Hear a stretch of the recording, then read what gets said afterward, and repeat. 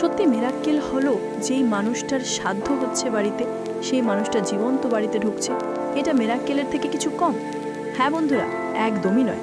ওদিকে অভ্রকে তো কথা দিয়েছিল সুদীপা যে সে কাউকে কিচ্ছু বলবে না, যে তার দাদা অভ্র বেঁচে আছে। কিন্তু বাড়িতে এসে যখন সুদীপা দেখলো যে জীবন্ত মানুষের একটা সাধ্য হচ্ছে, এটাও সে কিভাবে মেনে নেয়? সে শুধু একটা কথাই বলছিল যে না, দাদাভাই মরেনি, দাদাভাই বেঁচে আছে। কিন্তু থোড়ি তার কথা কেউ বিশ্বাস করছিল, তার কথায় কেউ পাত্তাই দিচ্ছিল না। বরঞ্চ সবাই তাকে একটা কথাই বলছিল, বাড়ি থেকে বেরিয়ে যাও, এক্ষুনি বাড়ি থেকে বেরিয়ে যাও। সবাই নয়, অভ্রর মা, বড় মা।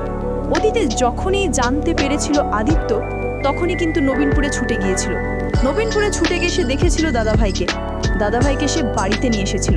যখন এসে অভ্র সমস্ত কথা বলে যে সুদীপা তাকে রক্ত দিয়ে বাঁচিয়েছে, বড়মা নিজের ভুলটা বুঝতে পারে, বুকে টেনে নেয় সুদীপাকে। বলে, আজকে তোমার জন্য আমি আমার ছেলেটাকে ফিরে পেয়েছি, তোমাকে আমি মাথায় করে রাখবো মা। তুমি দেখো, আমি আমার দু বৌমা, বড় মার সুদীপা, দু বৌমারই মান রাখবো। তোমাদের কখনো কোনো অভাব আমি হতে দেব না। হ্যাঁ বন্ধুরা, অনুরাগের ছোঁয়ার আগা পর্বে আপনারা ঠিক এমনটাই দেখবেন। চ্যানেলে নতুন হলে দয়া করে চ্যানেলটা সাবস্ক্রাইব করে দিন। ওইদিকে অভ্র বাঁচতে চাইছিল না, নিজের পরিবারের কাছে যেতে চাইছিল না। এটা কেন? এটা এখন হয়তো সুদীপা বুঝতে পারবে, কারণ সুদীপা বুঝতেই পারছে না, যার এত ভালো পরিবার আছে, বাবা নেই ঠিক কথা, কিন্তু বাকিরা তো সবাই আছে। পরিবারের প্রত্যেকটা মানুষ এত ভালো, তা সত্ত্বেও দাদাভাই বাড়িতে আসবো না, বাড়ির লোককে দেখবো না, বাঁচার ইচ্ছে নেই, এই কথাগুলো কেন বলছিল?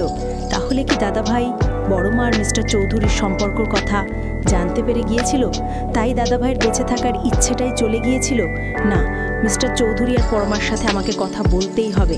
সুদীপা কিন্তু সত্যিটা জানে, সুদীপার সত্যিটা বুঝতে পারছে, অনুভব করতে পারছে যে কেন তার দাদাভাই বাঁচতে চাইছিল না।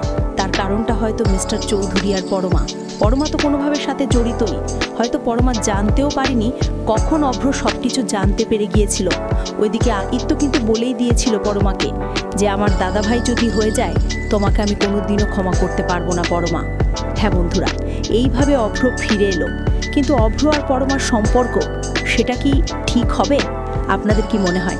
কমেন্ট করে অবশ্যই জানান। চ্যানেলে নতুন হলে প্লিজ চ্যানেলটা সাবস্ক্রাইব করে দিন। অনেক ধন্যবাদ সকলকে ভিডিওটি দেখার জন্য। এইভাবেই পাশে থাকুন চ্যানেলটির। সকলে খুব ভালো থাকুন, সুস্থ থাকুন। অনেক শুভেচ্ছা জানাই সকলকে।